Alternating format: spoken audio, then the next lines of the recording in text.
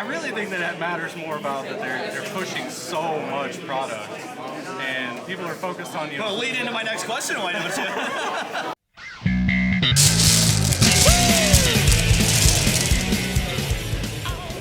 Welcome back to Words of Paradise. I'm your host, Leon Idol. Today we're at a regional qualifier event doing something a little bit different. I have Dan with me. Dan, how long have you been playing Magic? Oh, about since 2003, so real close to 20 years now. Yeah, that is awesome. So you've seen the game go through plenty of evolution as of the last 2 decades. Yeah. Then I'm here with Julian. Julian, congratulations getting into top 8. You hoping to go all the way? Of course. Hey, congratulations on making top 8. Go ahead and introduce yourself. I'm Maximiliano Sanchez, and I top 8 with 5-color Enigmatic. Alright, I am here with Zach, who made it to the top 8. Congratulations, Zach. How you feeling? Feeling pretty good. I barely made it. And I'm here with Aaron Davis, MTG. You can follow him on YouTube. You're not competing in today's tournament, it seems like, are you? Not today. Couldn't quite get everything ready in time, but I'm coming for you. Well, what do you think of Magic as a current state? I mean, it's a lot better now than it has been the last couple of years. I mean, post-pandemic was really hard for everybody. It hit the game pretty hard, changed a lot of expectations. I mean, we just had the Pro Tour last weekend, so seeing that come back was always good. It'll be great to see it continue to develop and get back to the glory days. But yeah, overall, I'm happier with it today than I probably was this time last year, but I think we still have some ways to go. And we just missed all those big events, so I was happy that we got back to get back to Paper Magic. I actually think it's been a lot more positive. I know for a while I was worried it was all going to move to online because of the pandemic and everything happening. When they finally brought Paper Magic back, I just feel like people were so happy about it that they're more accepting, they're willing to travel more. Because I've been traveling for years and I've seen more people in the last year going around to other shops than I have in forever. Well, obviously, if everyone hasn't said already, organized play being back is a net positive on the game by a lot. One of the big contentious issues when it comes to Magic in general that I've heard a lot about lately is power creep. How do you feel about power creep as it's been pertaining to recently? Have been getting a little bit busted. Like some of these cards they're making a bunch of new cards that they have like 2 or 3 abilities, and that's what's really making them really good. So it's like you used to only get like 1 ability per card. Now it's like everything's getting more busted. So I understand some people do complain about the power creep, but I enjoy it because honestly I think the format's pretty healthy. Yeah, the days of a 6/6 green creature with no abilities long gone. Yeah. The game has to have some sort of balance, and when there's just so much polarization from certain chase cards, I think it makes the game a little too power crept. It falls into a similar pattern that maybe Yu-Gi-Oh fell into. When it comes to the big hot button issues, I would say product fatigue is my #1 issue, followed right behind by power creep. But those actually do play together because the more product you push out, the more you got to raise the power to make it exciting. A lot of people don't want the new set to be more boring than the last set, and they think of power as what makes it more interesting. Now, wotc, I do think in the past have had ways around that, but it's only kind of hit or miss. I like that you mentioned Paper Magic. One thing about Paper Magic and Arena Online that's been brought up as of late by people on both sides of the argument is power creep. What are your thoughts about the modern power creep in Hasbro products? I really think that it matters more about that they're pushing so much product, and people are focused on Well, lead into my next question, why don't you? Well, I'm not so concerned about the power creep, it's just the money.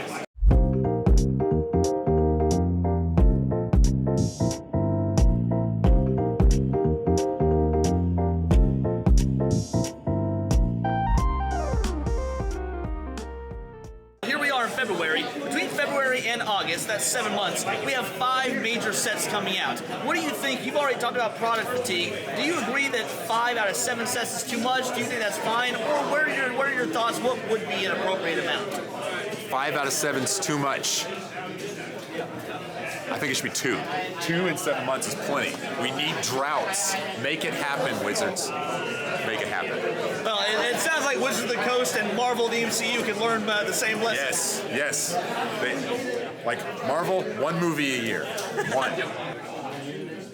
Yeah, I think that the oversaturation of sets releasing is something that polarizes gameplay by creating too much metagame tension, certain cards being too powerful,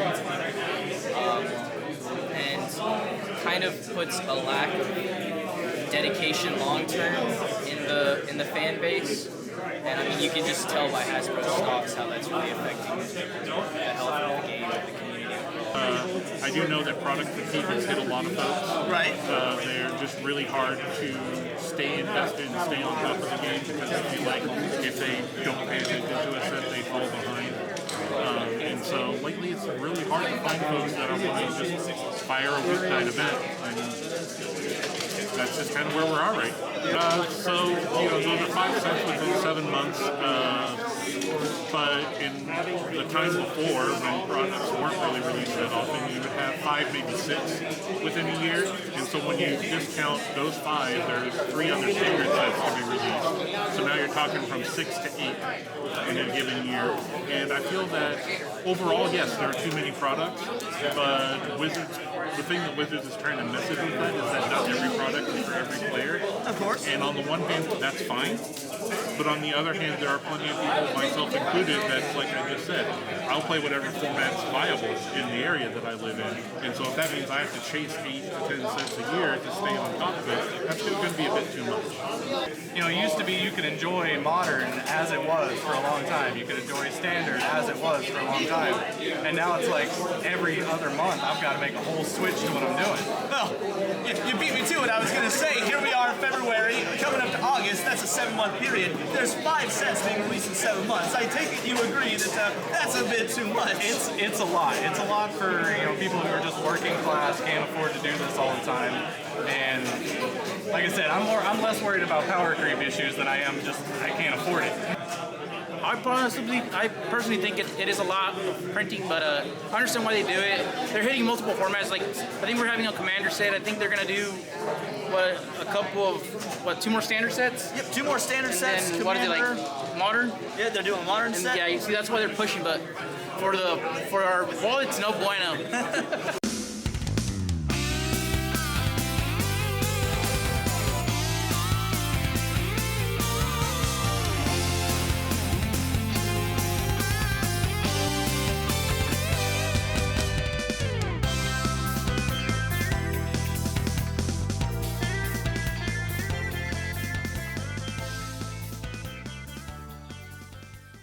You brought up something very interesting. You talked about the meta game, and I agree with you. What would you say to individuals that would say you don't need to play competitively? There's always Commander, especially with Wizards of the Coast prioritizing Commander. Do you think that there's a shift and a balance between those 2 types of players, competitive and Commander?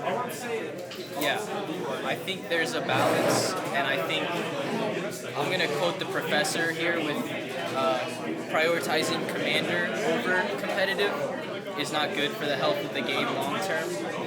I mean, there's a plethora of reasons, several of which we've stated already, as to why that's not good for the long term health.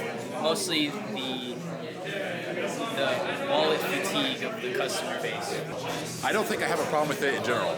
But when they say the product's not for everybody, they say that a lot recently, I think it's okay for that to be true, but you don't need to keep saying it. If you have to say it, there's an issue. Yes, it's obvious that not all products are for everybody, but if you have to say that about every product, it sounds like none of the products are for nobody. So it's clear that you should say, okay, we want to push these demographics, but you need to have a clear vision of what the primary product is and what the primary demographic is, and that should be the majority of the players. And I think they want that to be the case, but they're kind of experimenting. Like, okay, here's this one, which one sticks? And if they do it too much, none of them stick.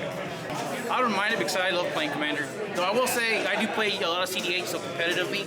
I'm never really just playing casual because I don't feel like sitting down and playing a 2-hour game. I think it's okay because it helps keep money in the format. So like you'll have cards that aren't really valuable as far as Modern play goes, or Legacy, or Pioneer like we are today, but they're popular and valuable in Commander. So it helps keep money in Magic, it helps value cards. So I think it's fine. Plus the more casual players you have, eventually the more competitive players you have. I also remember the days when Sol Ring was 10 cents. Yeah. My absolute favorite format is Pioneer. That's why I'm here today. I took a pretty big break from Magic, and I came back around Return to Ravnica a lot. Oh, perfect. So ever since I really got into it hard again, it's been all Pioneer all the time. That's my entire collection. I do play a lot of Modern. I have some pretty strong opinions that Modern could be better. I don't quite believe that it's Modern Horizons the format right now. I see why people feel that way. I just feel like there's some other concepts and conceits of the format that go into the but overall, Pioneer is my top format. I know a lot of folks play Standard and Commander, so I'll play that if that's the event that's firing. But that's just kind of where, I'll play whatever's running. It seems like they're trying to do a lot to make things more interesting, including crossovers, whether it be secret layers with like Godzilla or Street Fighter, or the upcoming Lord of the Rings sets, things like. What are your thoughts on the what I would at least consider excessive amounts of crossovers? How do you feel? I do remember when that first came out, the big IP controversy, and I wasn't super happy about it the first time. Obviously, with it not being as fresh, it's kind of passed out of my mind a little bit. But it's not my number one issue in the game as a whole, because for me that's card bannings. But I guess I would have preferred it never happened, because Magic IP being unique is, I think, a good thing. But if they're going to do it, I think try to pick ones that fit the best, which I think they're trying to mostly, but there's going to be some duds in there. But I think I'd prefer them not do it, but if they're going to do it, I hope they pick the good ones. Oh, I'm a huge Lord of the Rings fan, so I'm absolutely looking to it. Like, it's going to be great. Whether the cards are good or not, I'm excited about the art and the collectability. Yes, I'm a big fan of Lord of the Rings. Excellent. Well, man, it's been great talking to you. Good luck in the rest of the tournament, and good job, top 8. Oh, I'm down for all cross multi-parallel universe. Perfect. I mean, lore that could be infinitely explored in my opinion. That's excellent. Well, hey, thank you very much, and once again, congratulations to top 8. Hope you go all the way. Thank you, Julian. Thank you. Well, perfect. Last question I got for you. Of the 5 out of 7 sets coming out, is there anything you are particularly excited for? Anything in particular that you think this is a great move for Wizards or Hasbro or wotc? Well, I know that the Lord of the Rings is really hyped. I've been kind of indifferent about it. So honestly, no. I can't think of a product or set coming out that really grinds my gears or jiggles my willer. I can't think of it. Honestly, you and I are in the same boat, and you know what? There's nothing I'm willing to spend 2 mana on in the current play style. So thank you very much. This has been Words of Paradise.